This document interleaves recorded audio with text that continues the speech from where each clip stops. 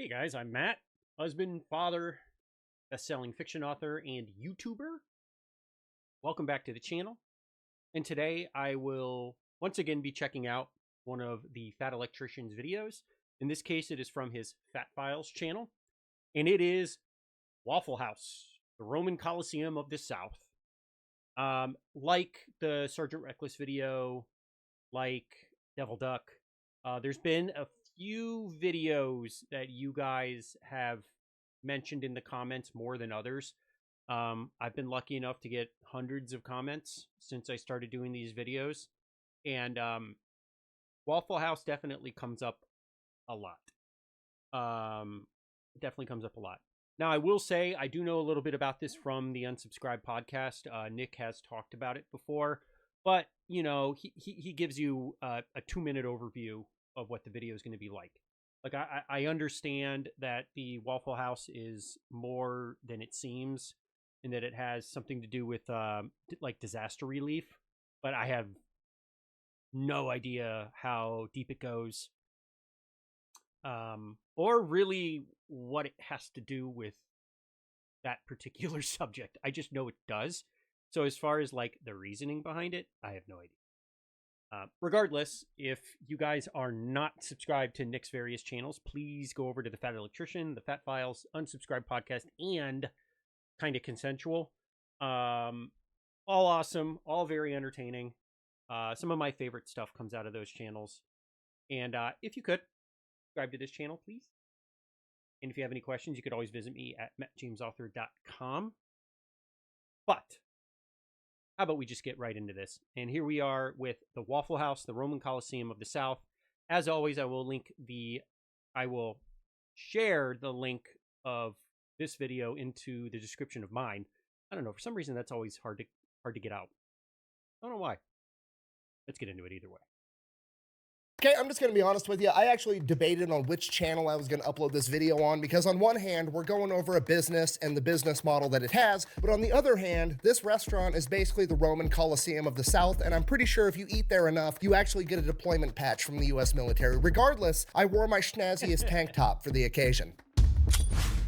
Today we're talking about Waffle House. Okay, just to be completely clear with everybody, I was pretty sure I was not going to get caught off guard because Waffle House is already absolutely crazy. I started looking into it and then found out that Waffle House is somehow connected to the Manhattan Project from World War II. So they managed to actually surprise me, and we're going to get to it right after a word from our sponsor.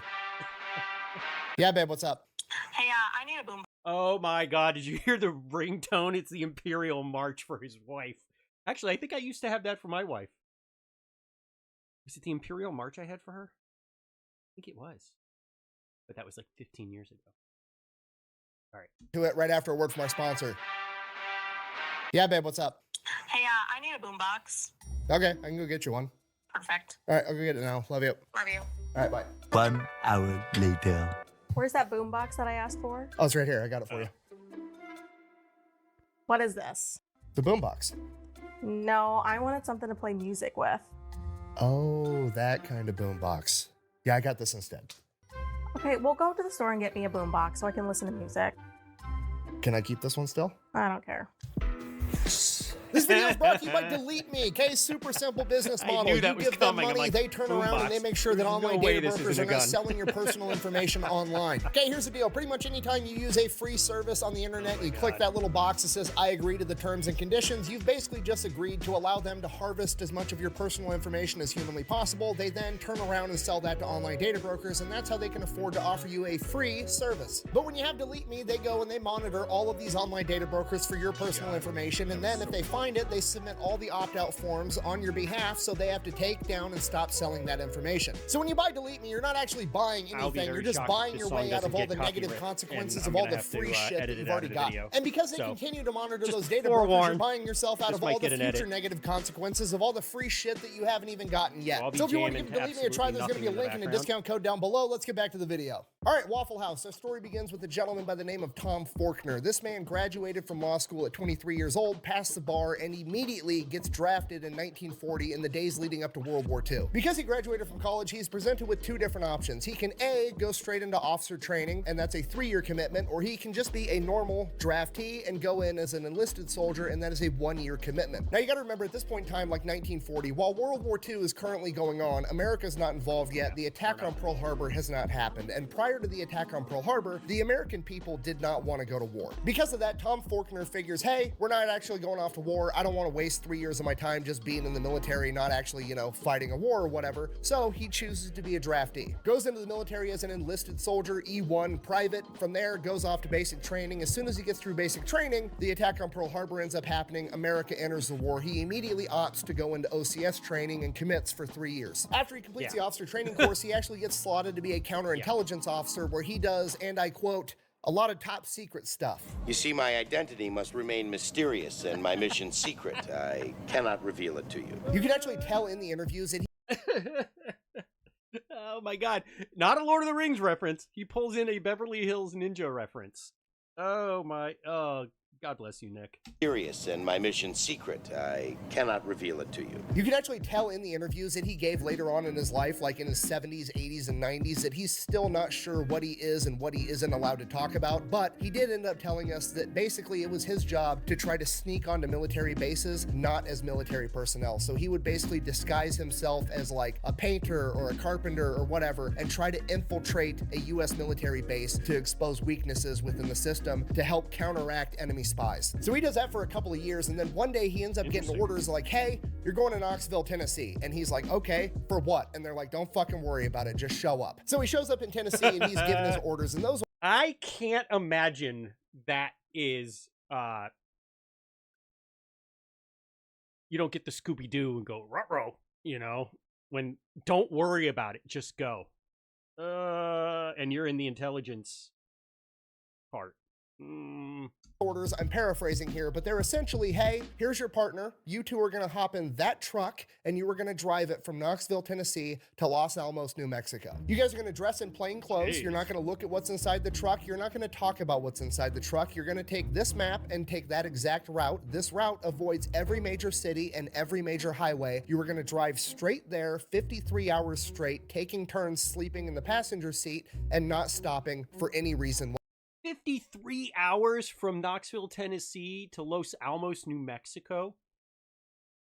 Wow, so they are taking back roads. And honestly, back then, I don't know how many of our interstates, our east-west interstates, our even numbers, would have been built. I don't know. I don't know when those have been built.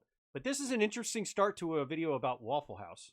I'll tell you that much. Whatsoever. And he does this for the next year and a half, pretty much nonstop. And then like 20, 30 years after the fact, he finds out that he was actually hauling the majority of the enriched uranium for all of the nuclear testing and the building of nuclear weapons. Which, as we all know, brings about the end of World War II, at which point he gets out of the military, moves back home to Atlanta, Georgia, starts helping his dad out with his real estate agency. Now he does that for about 10 years, and during this time he ends up selling the house right next door to his to another guy by the name of Joe Rogers, and they pretty much become best friends. Joe Rogers was also an Army veteran. He was actually a pilot that flew B-24s in World War II. When Joe got back home after the war, he did not want to go off to college, so he actually just took the first job that he was offered, being a short order cook at a now defunct restaurant chain known as Tuttle House. He worked his way up, becoming a restaurant manager, then eventually becoming a regional manager. And then one day his neighbor and best friend, Tom Faulkner, real estate agent, always looking for the next investment, comes to him and is like, hey, I'm thinking about opening up my own restaurant. I can get the real estate deal going on that side. I just wanted to know, like, if I opened up and bought a franchise of Tuttle House, would you be willing to run it for me? Now, at this point, it's like 1954, 1955. Joe Rogers has a ton of experience inside the restaurant industry, and he basically tells his best friend, like, hey, don't open a Tuttle House. You should start your own thing. Tuttle House's business model isn't that great.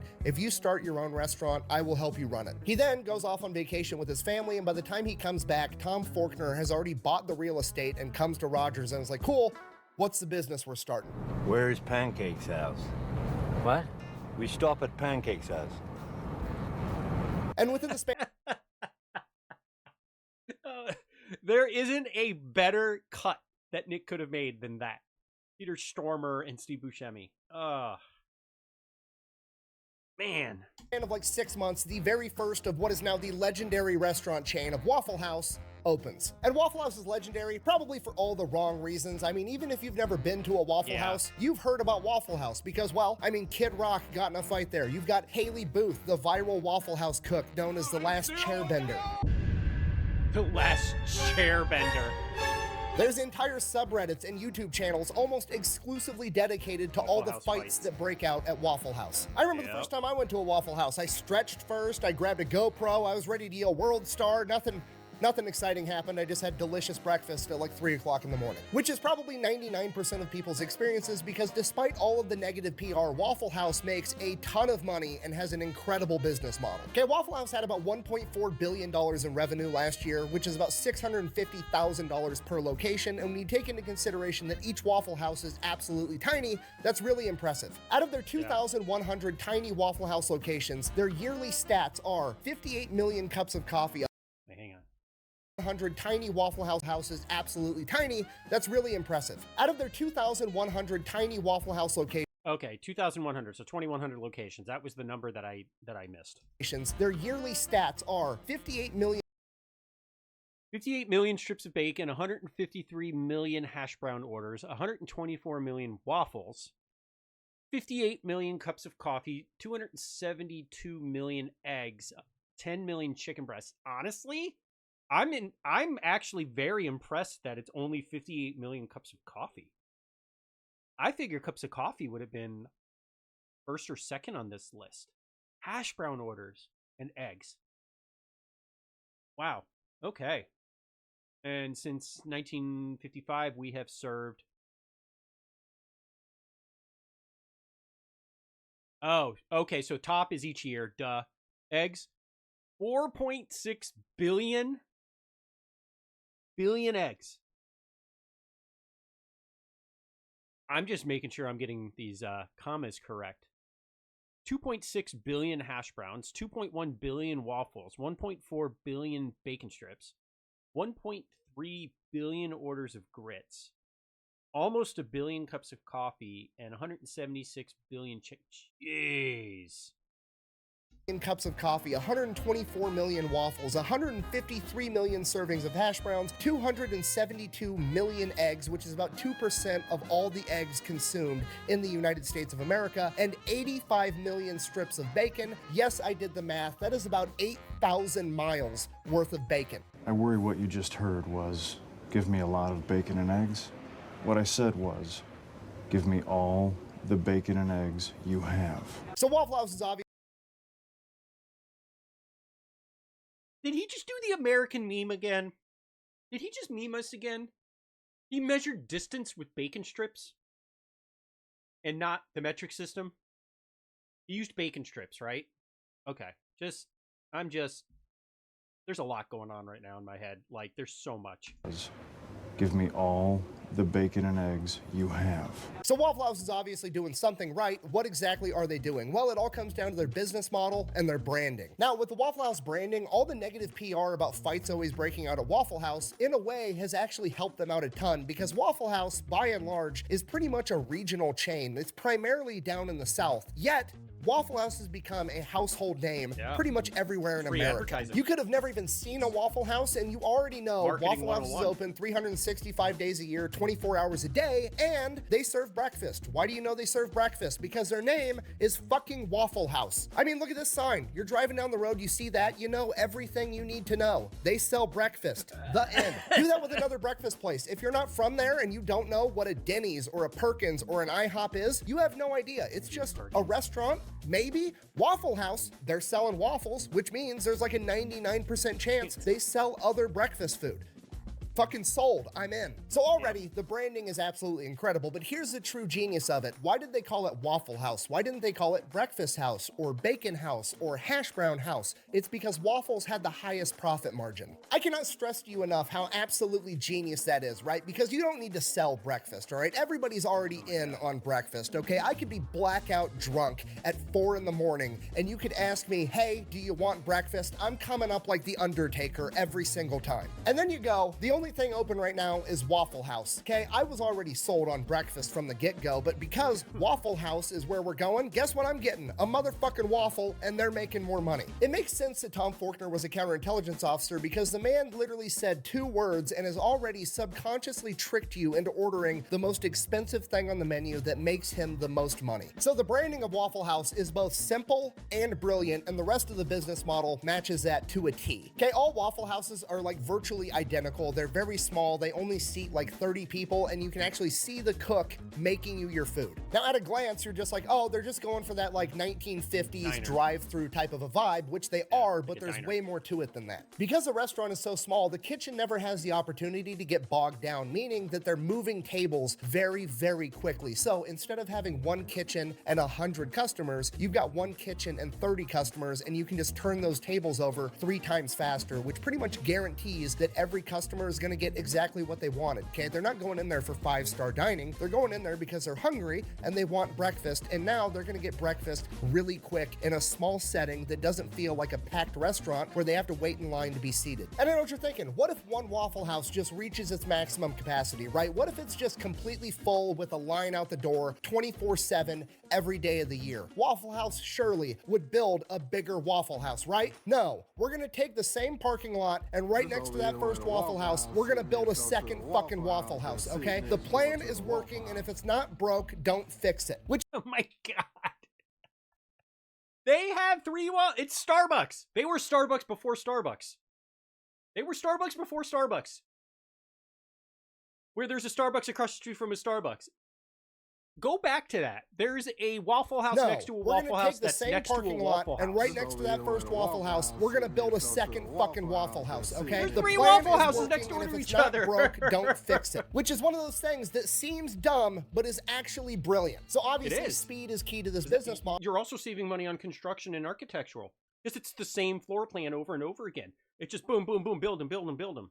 And they've done themselves a big favor with their menu because their menu is overwhelmingly simple, okay? It's literally one side of one piece of paper. Okay, the entire menu is comprised of like 10 things. They have waffles, sausage, bacon, ham, eggs, toast, biscuits, gravy, butter, and syrup. Guess how many flavors of syrup they have? 1. It's fucking syrup-flavored syrup. The entire menu is simple, exactly how it's supposed to be. Oh, sorry, they have hash browns too. Sorry, 11 things, not 10. Anyways, moving on. Another reason they do so good is they actually might be the best fast food chain when it comes to taking care of their employees. They pay them higher than average, they have super flexible schedules, and they're one of, if not the only fast food chain that actually offers all their employees healthcare and dental insurance. Okay, and I know what you're thinking. You're like, okay, but really, how good are they actually treating the Waffle House employees? I got the one stat that's everything you need to know, okay? Waffle House treats their employees so well that employees are willing to commute into a natural disaster to work at a different Waffle House when the occasion arises. Yeah, Waffle House is open 24 hours a day, 365 days a year, and they fucking mean it, okay? Whenever there's like a hurricane coming or some type of impending natural disaster, Waffle House organizes what they call a jump team, a bunch of Waffle House employees from a different region that's gonna be unaffected.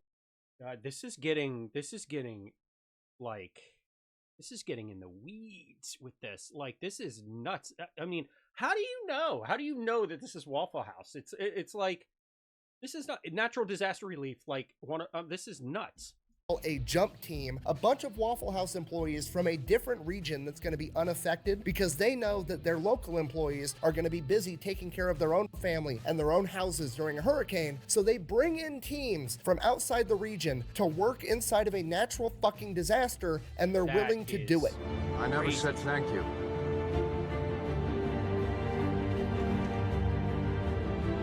And you'll never have to.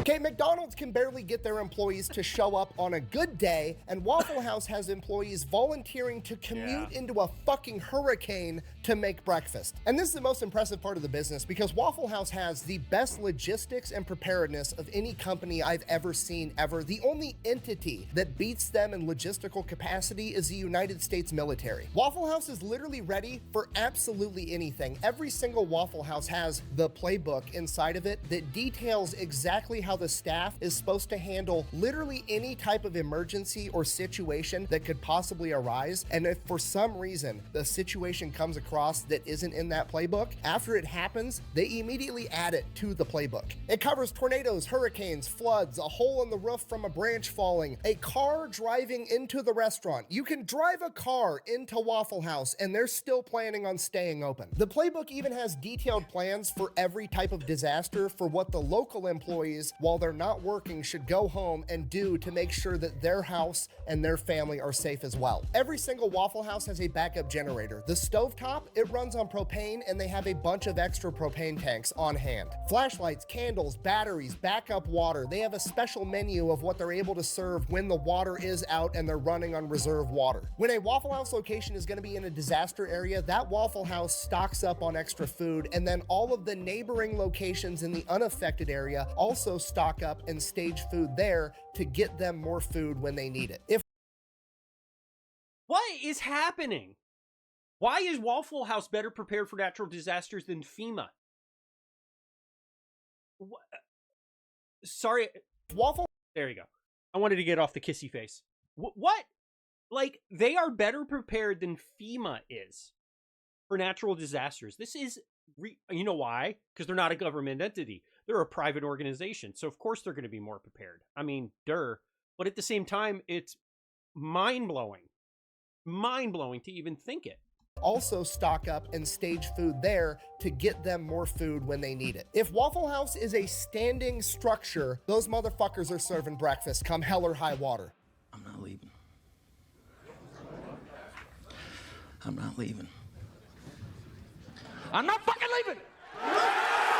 Waffle House is so good at this that FEMA uses them to gauge how bad natural disasters really are. Yes, God. FEMA, the Federal Emergency Management Agency, literally uses the Waffle House Index to gauge how bad a disaster is. Okay, green, Waffle House is running as normal. Yellow, Waffle House is using the backup generator or having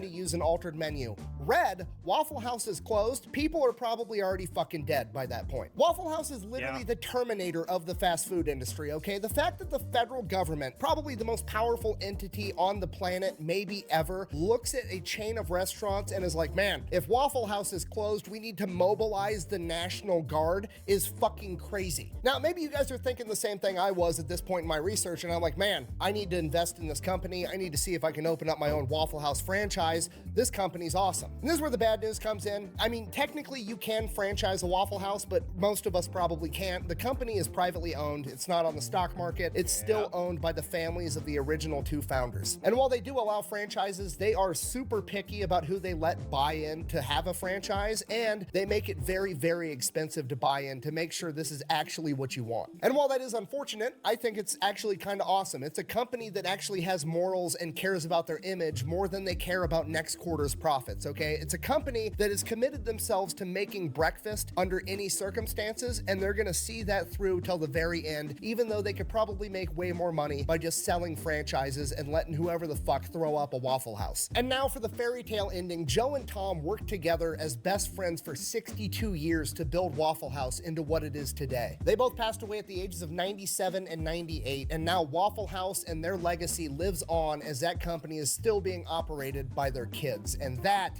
is the American dream. Get together with one of your best friends, pick a goal, even if it's something as simple as serving breakfast to people, and never let anything get in between you and achieving your goal, even hurricanes and floods and natural disasters, apparently. Work with your best buddy for 62 years straight, and then die together and hand it off to your kids. In conclusion, Waffle House is the most American company ever, and that's why I love it. Thank you for watching. Best way to support the channel is go buy some merch over at thefatelectrician.com. Quack bang out. Just two homies that dedicated their life to serving my drunk ass breakfast at 3 a.m. I'm gonna get teary-eyed next time I go to a Waffle House. God. Clearly, I hope my reaction